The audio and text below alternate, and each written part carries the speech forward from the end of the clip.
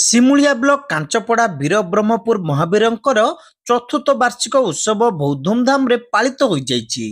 अनुष्ठानर सभापति हिमांशु शेखर कर और संपादक दिगांबर मिश्रଙ୍କ सहित 51 जन भक्त कलश यात्रा रे चंडी पोखरी जल आनिबा परे पूजा कार्य आरंभ करा जायतिला।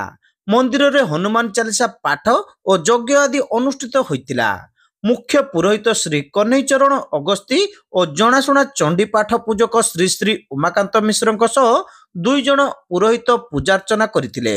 एही पूजारे हजाररु ऊर्ध्व भक्तଙ୍କର समागम होइतिबा बेले सामूहिक प्रसाद सेवनर व्यवस्था करा जायतिला। आखपाख अंचलर बहु श्रद्धालु प्रसाद सेवन करथिले।